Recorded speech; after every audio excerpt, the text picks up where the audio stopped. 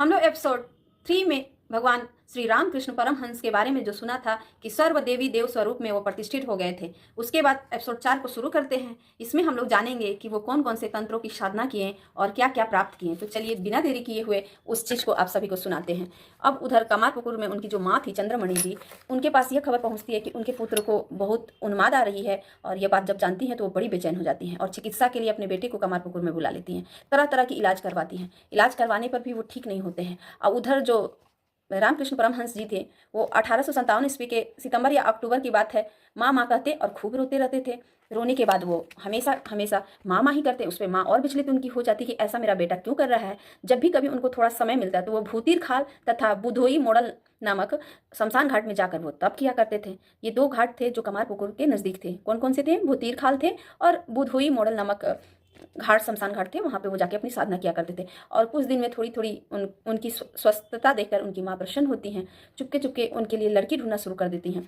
तब तक वो 24 साल की अवस्था को पा लिए रहते हैं। तब वो कहते हैं कि माँ, मेरे लिए आप रिश्ता देखना बंद करो, मेरे लिए एक लड़की चिन्हित की हुई है। वो जो लड़की है रामचंद्र मुखोपाध्याय की बेटी है और उसकी नाम शारदा है और वो जयराम वाटी की है। ऐसा कहकर अपने माँ को कहते हैं कि जाओ उस लड़की को देखो। तो उनकी मम्मी जब खोज करती है उस जगह को, जयराम वाटी को जाती हैं, तो सच में 6 साल की वो बच्ची रहती है। बच्ची बहुत छोटी। और इनका जो उम्र था उस समय लगभग 1857 ईस्वी में 300 रुपया दे करके उनकी शादी तय की गई। और उनका उम्र जो उस समय था 24 साल के वो हो चुके थे। तो 6 साल की शारदा देवी थी और 24 साल के उस समय श्री कृष्ण परमहंस जी थे। अब शादी तो तय हो गई और 300 रुपया उनकी माँ दी, क्योंकि उनके पास तो ज़्यादा धन नहीं था। और उधर जयराम बाटी में रामचंद्र मुखोपाध्याय के पास भी उतना धन नहीं था कि जिससे वो अच्छे घर में लड़की की शादी करें। ये मान लीजिए कि एक नियति थी, तय किया हुआ था और वो अपने तंत्र साधना के हिसाब से जान चुके थे कि उनकी शादी किसके साथ होगी। और इसी कारण उन्होंने नाम, जगह, पिता का नाम सब कुछ बता दिया अपनी माँ को। फिर शादी हो गया। कुछ दिन शादी के बाद एक रिवाज होता है उनके कुल के तरफ से कि जाके लड़की के घर जाके कुछ दिन रहना होता है और रहने के बाद वहाँ से विदाई करा के लड़की को अपने घर को लाया जाता है। तो उधर से जाते हैं जयराम बाटी शादी के बाद कुछ दिनों के बाद, और जयराम बाटी से लड़की को ले आते हैं कमारपुकुर में जहाँ उनका गांव था। अब कमारपुकुर में जब आती हैं शारदा जी तो उनकी उम्र उस समय 7 साल की मात्र रहती है और ये 25 के हो गए रहते हैं। इसके बाद सभी जो लेने जब गए हुए रहते हैं ससुराल में, तो सभी जो लेडीजें हैं वो कहती हैं कि इसका पति जो है वो पागल है, ये इसका दिमाग नहीं है, इसकी माँ ने ऐसे लड़के के साथ शादी क्यों दे दी। पर शारदा देवी भी कोई आम लड़की नहीं थी, वो भी स्वयं देवी का स्वरूप थी। इसी वजह से यह बात जानकर ही रामकृष्ण परमहंस जी उन्हें चिन्हित करवाया था। फिर क्या होता है कि वहाँ पर रामकृष्ण परमहंस जी और रानी रासमणि के जो दामाद रहते हैं, वहाँ अपने वहाँ कहाँ पे रानी रासमणि के दामाद रहते हैं, तो वो रहते हैं दक्षिणेश्वर में। और इधर रामकृष्ण परमहंस कुछ दिनों में अपने पत्नी शारदा देवी को उनके घर को भेज देते हैं और खुद थोड़े स्वस्थ समझ में आते हैं तो दक्षिणेश्वर को चले जाते हैं। और रासमणि के दामाद मथुर बाबू जो थे वो बहुत ज़्यादा मतलब रामकृष्ण परमहंस जी को मानते थे और ये आके कुछ दिन में पूजा कराने लगे। थोड़ी ही समय बीती थी फिर उनकी उन्माद चालू हो गई। अब ये देखकर सभी घबराएं और उनको सबसे अच्छे से अच्छे डॉक्टर को बुलाया गया। गंगा प्रसाद नामक डॉक्टर को बुलाया गया था। उस समय रामकृष्ण परमहंस जी की देख रेख करने के लिए मथुर बाबू ने बुलवाया था, क्योंकि रासमणि तब तक इस कामकाज को नहीं देखती थी। उधर श्री रामकृष्ण के जो हृदय राम जी थे, वैद्य जी, वो घर गए और उनके साथ बहुत सारे लक्षणों को देखें और कहें कि ये तो कोई आम बीमारी नहीं है, ये योग साधना से ये बीमारी होती है। इसी के वजह से यहाँ ये रामकृष्ण परमहंस जी बहुत बेचैन है और इसको जितना ठीक करने की कोशिश किया जाएगा उतना ही ये बढ़ते जाएगा। यह बात बता के वहाँ से वो कुछ दवा दे के चले जाते हैं कुछ दिनों में। और इधर इनकी माँ फिर सुनती हैं। चंद्रमणि जी तो बहुत घबराती हैं कि अभी अभी तो शादी भी करा दिया, फिर क्यों मेरा बेटा इतना बीमार फिर चल रहा है। अब इसकी वजह से वो खूब घबराती है और वो वहाँ पे एक मुकुंदपुर नामक जगह पर, पहले अपने ही गांव के पास मुकुंदपुर में ही, वहाँ पर बूढ़े शिव के पास वो धारणा देती हैं। वहाँ से आदेश होता है कि आप मुकुंदपुर शिवलिंग के पास जाइए। वहाँ वो जब जाती हैं तो वहाँ भी कुछ दिन साधना करके पूजा करती हैं तो भगवान की उनको प्राकट्य मिलता है। और चंद्रमणि जी को भगवान शिव कहते हैं कि घबराने की बात नहीं है, आपके पुत्र को कोई आम बीमारी नहीं हो रही है, ये तो उन्माद है जो भगवान के दर्शन हो रहे हैं इसकी वजह से हो रहा है, आप मत घबराइए। तो फिर चंद्रमणि जी ये बात को समझकर वहाँ से लौट आती है। और इधर क्या था कि मथुर बाबू जी जो थे वो एक अकल्पनीय घटना देख लिए थे। वो घटना क्या था, एक बार जब रामकृष्ण परमहंस जी बरांडे में, पंचवटी के बरांडे में टहल रहे थे, तो जब वो जाते तो माँ काली का रूप में वो दर्शन देते और जब उधर से लौटते तो शिव के रूप में दर्शन देते, शिव जी के रूप में। और ये घटना जो है मथुर बाबू अपने आंखों से देखे, फिर सोचे हो सकता है ये मेरा भ्रम है, फिर आंखों को मलते हैं, फिर देखते हैं, फिर आंखों को मलते हैं, फिर देखते हैं, लेकिन जब भी जाती हैं तो काली माता के रूप में, और जब भी उधर से लौटते हैं तो शिव भगवान के रूप में वो दर्शन देते हैं। अब तो वो समझ जाते हैं कि कोई ये सामान्य पुरुष नहीं है, ये स्वयं मर्यादित भगवान है, ऐसा उनके समझ को आ जाता है। और वो जाके चरणों में गिर जाते हैं रामकृष्ण परमहंस के और कहते हैं बाबा आप कोई आम आदमी नहीं हो, तो साक्षात भगवान हो, मैंने देखा आपके साथ ऐसा हो रहा था, और रोने लगते हैं। उस पर वो उठाते हैं और कहते हैं ये घटना अगर सभी लोग सुनेंगे तो क्या कहेंगे, सो इतना तुम अधीर ना हो, और समझा के वहाँ से हटा देते हैं। मैं मनुष्य तन ही हूँ, मैं कोई भगवान नहीं हूँ। और कुछ दिनों के बाद फिर माता काली से वो कहते हैं कि माँ मैं तो बहुत पढ़ा लिखा नहीं हूँ, आप ऐसा कुछ कर दो कि मुझे सारे शास्त्रों सब चीज़ की ज्ञान आ जाए, मैं पढ़ना लिखना सीख जाऊँ और सब चीज़ों को आपके पास सीख लूँ। तो माँ से जब ये बात करते हैं तो माँ का आदेश होता है कि ठीक है तुम्हें सारे शिक्षा दी जाएगी। उसी बीच एक वो साधना करते हैं, और वो साधना रहता है समलोष्टा सम कांचन।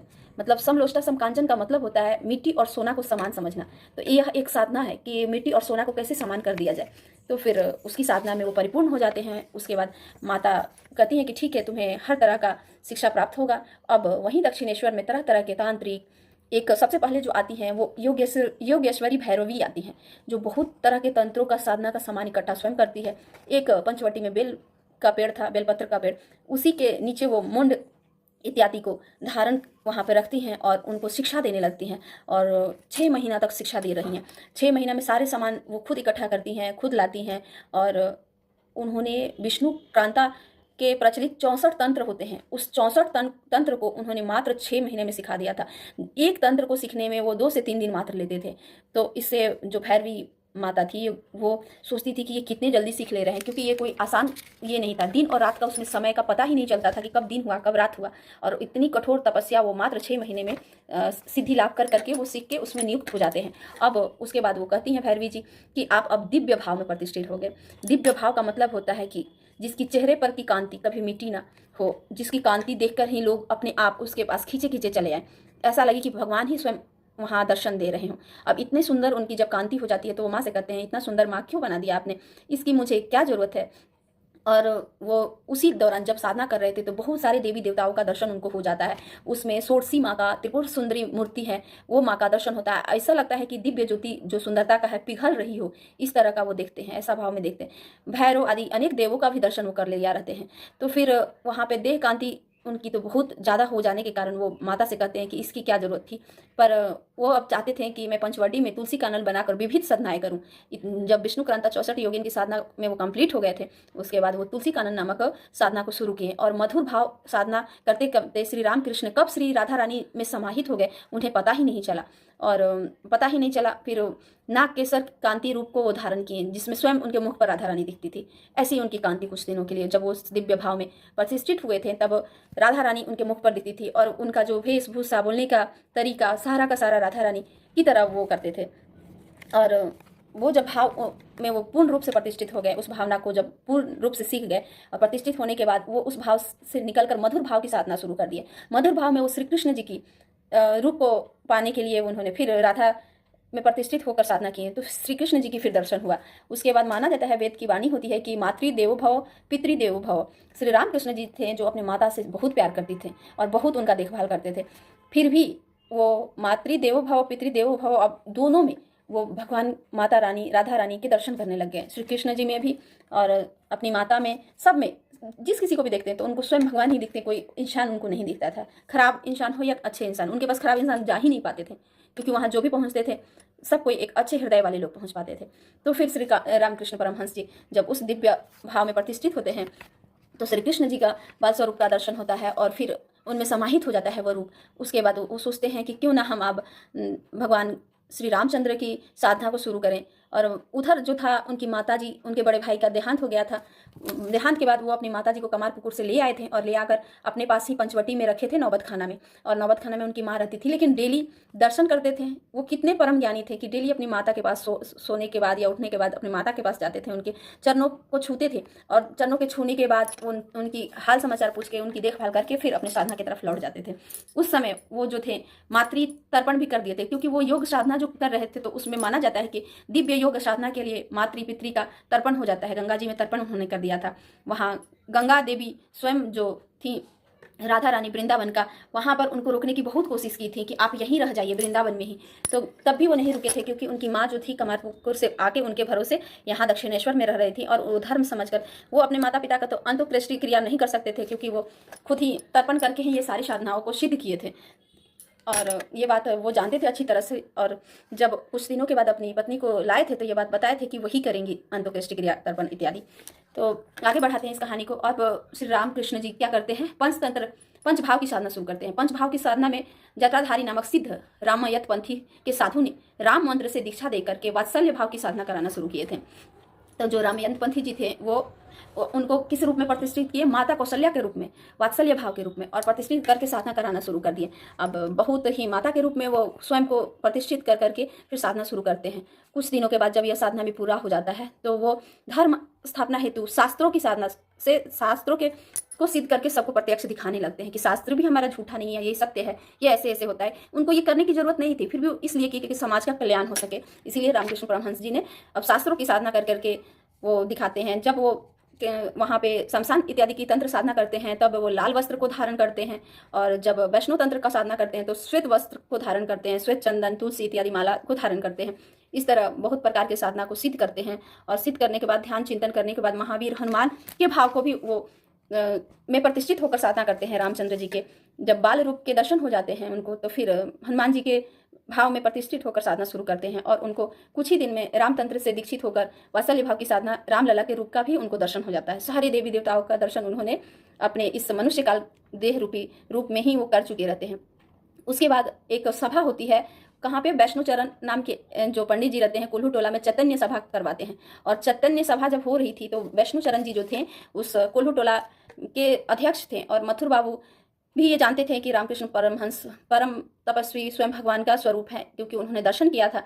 तो वो डायरेक्ट जो वैष्णो चरण चैतन्य सभा का जो पीठाधीश्वर बनाया गया था उस जगह पर सब कोई नहीं बैठ सकता था, और विराट सभा बहुत बड़ी सभा थी, उसमें भैरवी ब्राह्मणी भी आई थी, वैष्णो चरण जी आए थे, गौरी पंडित ने भी भाग लिया था। ये सब दिव्य पंडित हैं, और सभी जब इस उनको देखते हैं कि यहाँ पर श्री रामकृष्ण परमहंस जी आ चुके हैं, तो उस अवस्था को देख करके सभी एक विचलित अवस्था में चले जाते हैं, और महाभाव उनको घोषित कर देते हैं कि कोई ये आम भाव के रूप में, आम इंसान के रूप में नहीं है, ये महाभाव की उपाधि धारण कर चुके हैं। ये एक बार चैतन्य सभा की अंतर्दशा देख करके जड़ समाधि में भी लीन हो जाया करते थे। जब वो चैतन्य पीठ पर बैठते थे तो वो जड़ समाधि में चले जाते थे, जिससे रामकृष्ण परमहंस को कोई अवतार की घोषणा करके कहता कि ये अवतारी पुरुष हैं। परवर्ती काल में स्वामी विवेकानंद ने भी उन्हें अवतार वरिष्ठ की भी संख्या दिया था। जब बदल रहे थे वो गौरांग दल का भी दर्शन किए थे, जहाँ पे महासंकीर्तन होता है गौरांग दल में, उस जगह पे उनके कुछ अपने ही दल के पार्षद को भी उन्होंने पहचाना था। और जब चैतन्य महाप्रभु का ध्यान चिंतन किए थे तो उस समय भी चैतन्य महाप्रभु के भी दर्शन उनको हुए थे।